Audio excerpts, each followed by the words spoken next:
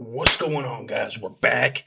Now, I put like 4 or 5 shorter clips together that are some of the most badass clips I've seen as far as combat footage goes, at least in the last couple of weeks. And I'm actually curious how I haven't seen some of them yet. That they like all just popped up, so it's kind of strange. But anyways, we'll jump into this. There's two things I want to talk about regarding Ukraine and the military, kind of a learning lesson, teaching moment, I suppose. But before we jump into that, my name is Saxon. I go by Vegas here in Ukraine. I joined the International Legion for the Defense of Ukraine in January of 2023. Still in Ukraine, no longer with the Legion. I ended up helping start the Azov's International Battalion, 12th Brigade Azov, the group for foreigners, and I deployed with their first group. Went over summer. We went on combat operations, and it was actually great deployment. Really low casualty count, and it was great. So came back from that, and now I'm doing fundraising and more media style stuff, including Little Broski, Little Broski, bro. Oh God. Okay, sorry. So I wanted to show you guys this first of all. Let me see. Okay, so this is from Wall Street Journal. It says Russia and Ukraine have shown. Oh gosh, doesn't. Russia and Ukraine have shown the world the future of warfare, and the United States and its allies are not ready for it, according to Wall Street Journal. So it says during joint NATO exercises, just 10 Ukrainian soldiers disabled 17 armored vehicles with drones in half a day and carried out 30 strikes on other targets. At that pace, NATO forces would lose up to 2 battalions in a single day. NATO units had their equipment and tents deployed out in the open with movements easily observable. So, one of the reasons I wanted to share that info is because we have talked about this a lot in multiple videos, but the fact that this war is a near peer fight, right? Similar technologies and capabilities, and it's forcing the other side to do these leapfrogs in technology and to do these leapfrogs in technology and strategy. So when Russia figures out to do this thing, in order for Ukraine to counter it, they need to come up with this technology and this strategy. Russia does the same, which it just garners an extremely healthy growth for war tech. And we've seen modern warfare in this war change 100% compared to anything else that's been in I'd say the last 20 years as far as conflicts in war, between the amount of drones used, the different types of drones, land drones, even the small unit tactics such as recon and assault soldiers, what their roles look like, just strictly infantry roles, how their jobs are different, and what infantry soldiers need to be prepared to face, rather than back in the day, or in other, even just Western militaries, all these jobs were different. So it's cool to see that 10 fucking Ukrainian drone pilots took out an armored column of 17 NATO vehicles and 30 other strikes. 10 Ukrainian drone pilots took out all that in this training exercise. Really cool. All right, this was the other thing. This came up. I wanted to show you guys. This is actually issued kit in the Ukrainian armed forces, but this is that neck protection, that neck armor, Kevlar, comes around here. This is your standard plate carrier, and basically this just shows all the places the shrapnel came in and apparently saved this guy's life. I know there's stuff on the vest itself and on the armor, but this guy survived. And what I'm assuming happened is because that neck protection comes here, he also caught shrapnel up through the face. That's where he was bleeding onto his armor. But really, this is almost more. Your neck is almost more important than your face in certain instances, right? You guys know. You guys know the homie Stretch. Stretch was a viewer. Literally came from this channel, came to Ukraine, joined Azov, became this straight up badass Azov soldier, got shot in the face just fucking wore that shit, healed up in a couple months, and is back out there fighting again. But just goes to show, if he took that same shot to the neck, no shot. But he took it to the helmet. It hit him in the helmet, right? And then bounced down through into his face and through his like jaw. So, anyways, I just wanted to show you guys those couple of things that I found very interesting. So here is some sniper footage. Enemy is in that hole, shooting RPGs.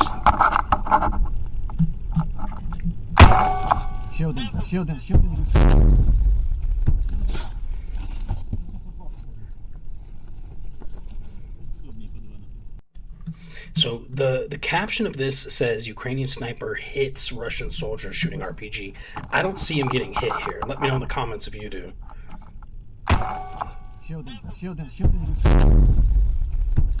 Oh, he may have hit that second guy.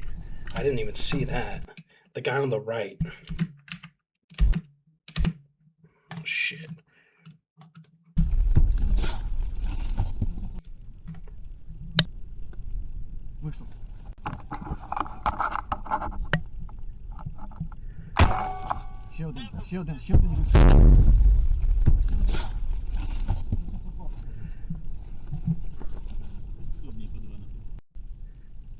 Interesting. Don't know how if they got hit, but I just thought that was really cool footage. You rarely get to see inside the actual scope or like crosshairs of a sniper, let alone see enemies on the other side of it. So that's pretty cool. So this is a drone team called Moscow Hunter, like Moscow Hunter basically, and it says this FPV is trying to get this side by side. It's trying to blow it up, but the side by side hits anti-tank mine first. So let's watch. See, it's right at the nose. Oh my god, it's right at the nose of the ATV.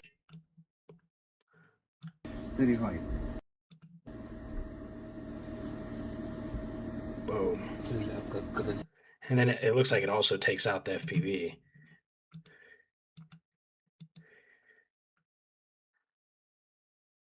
Right there. Wham! Oof. All right, now we've got some.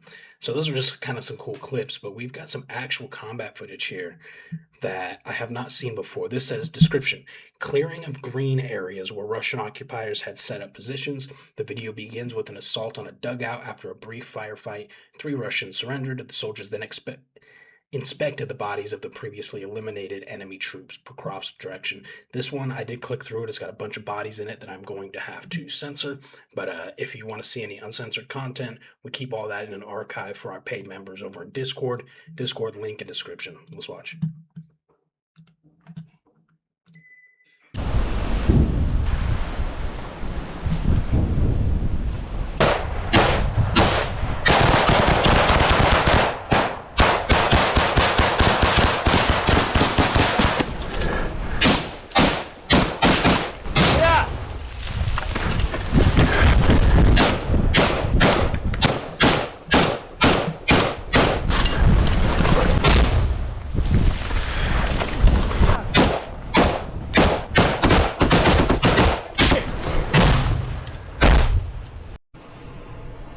Выходи, выползай, выползай! Остальные по той же схеме! Контроль третьего! Все, ложись на живот! Не будем вам сказать. Ложись, тихо, молчи. Кидай автомат, вперед кидай перед собой! Вас только 3! Есть еще кто? Да их завалили, все. Не дурим. Сохраним вам, сохраним. Ножик дай сюда. Ножик? Да, сюда. Дай ножик, не врубся. Я не могу. Документы есть какие? Нет. Нет. Кто такие? Какой батальон? Какая бригада? Just kids, dude. 9 МСБ. Откуда ты? Вон. Look at that tourniquet in his pocket right there, in his jacket pocket. It's one of those like S-mark, or it looks like it, one of those red tourniquets we've seen Russians use in the past. It's more similar to like an elastic band or a belt style. Нормально. Трофейчик. Кириан. دين حق الأسنار. Сейчас я. وقاقي شد شدة وهذلين ودي تقطعوا وهذلين. Засняй повой. Засняй повой. Does not sound like... That's definitely not Ukrainian. What language is that? Oh shit, dead body.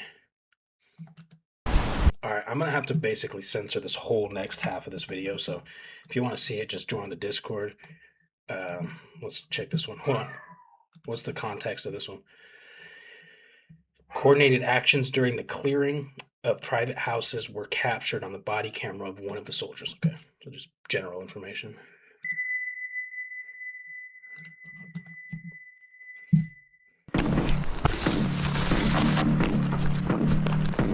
Oh, this is Omega Group.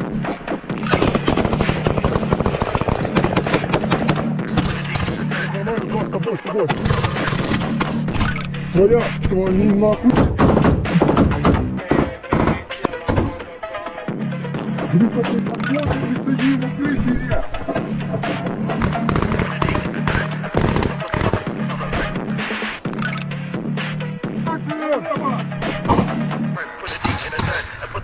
Давайте, давайте, что?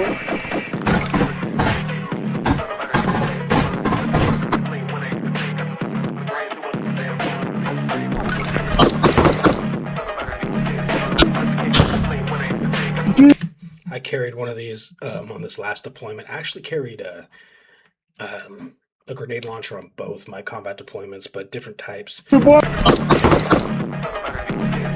This is called the Fort,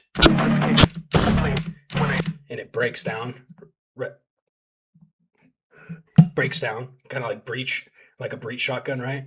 And you pop it out and throw in the 40 mic. It shoots the 40 millimeter grenades, but very cool. It's a great way to, you can't guarantee fire superiority in any gunfight, but it's a good way to hedge your bets and give yourself some better odds in case of ambush or firefight or something like that. Having some heavier firepower, like something that shoots a 40 mic, like a 203 or something.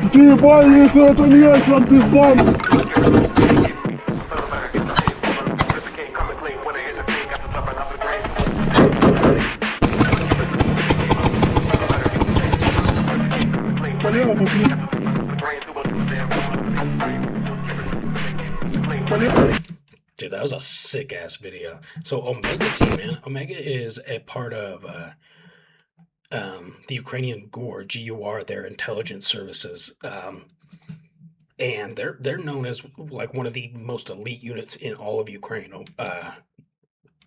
Omega team. So let's just. I want to go through this one more time. What? Okay, we don't have to. We got one more smaller video or two more. Cool shit though. You could tell those guys were definitely on their shit, right? The way they were holding sectors. They had the machine gunner with the PKM posted down the road. The other guys all had their rifles up as they were moving around the house. Зруйнований будинок в підвалі. Двоє військовослужбовців РФ, які відкидувалися гранатами. Наш піхотинець робить постріл, контролює. Інший готує гранату. Ось він закидує її в підвал. І ми даємо команду, щоб вони відкочувались. Хочемо, щоб вони були живі. Ми допрацюємо дане укриття бомбером.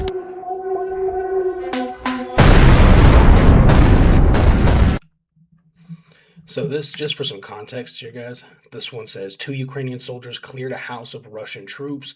One provided cover with automatic fire, while the others threw grenades to minimize casualties. Headquarters ordered a retreat, which after a heavy bomber fired a shell at the enemy's position. So they brought in the Baba Yaga. Зруйнований будинок. that brought that dropped the mortar at the end.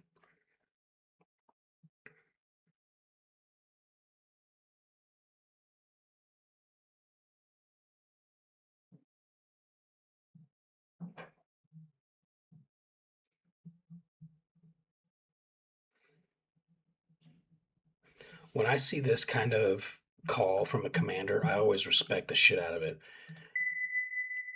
Because it means The commander values his soldiers' lives, and he doesn't want to see his guys go face first into that bunker, knowing damn well there's an 80% chance they're going to get smoked right when they walk in. So he says, hey, back out, maintain control of the entrance and exits, and wait for the bomber to come in and just basically level the entrance. So if it doesn't collapse completely on the Russians and kill them instantly, the entrance will collapse and they'll most likely be stuck in there and die, suffocate, or starve. Dehydrate, you know. 27-й плюс. Рухаємося від точки вигрузки до авто. Прийом. Spear group.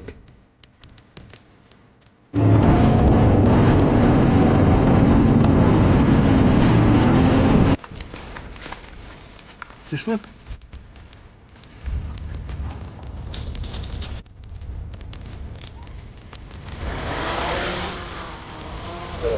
Mini. Havoc Mini or something.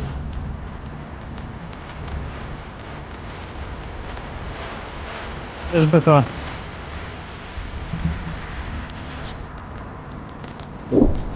БК немає. На охранення йду.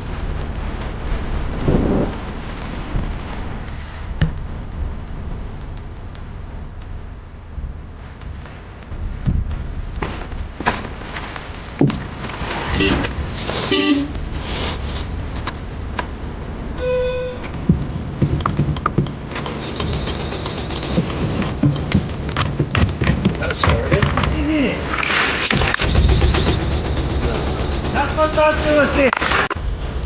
Бачу.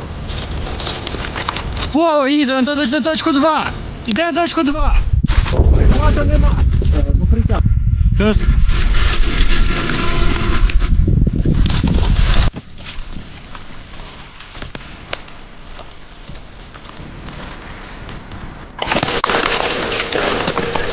Густу посадку, заходи.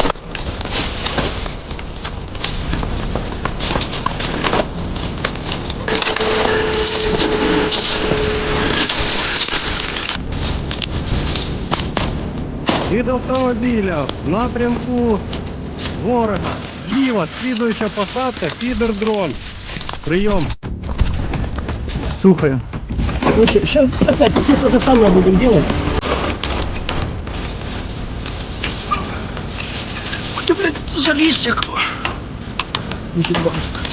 Пшикаю.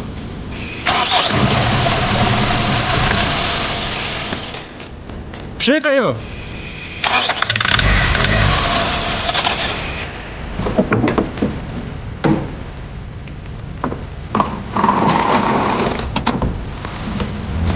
Мінус, мінус, без стіни, без стіни.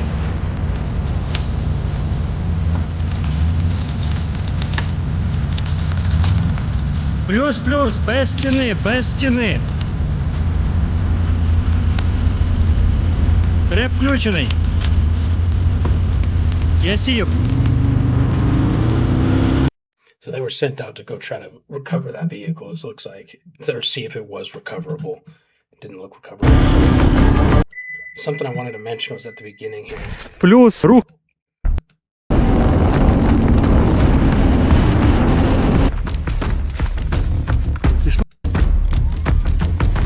So this is becoming way more common practice with these smaller team operations. Just having these DJI minis or Mavic minis or whatever. Literally, you'll pull them out of a pocket or out of a pouch, send it up, and just check the general vicinity.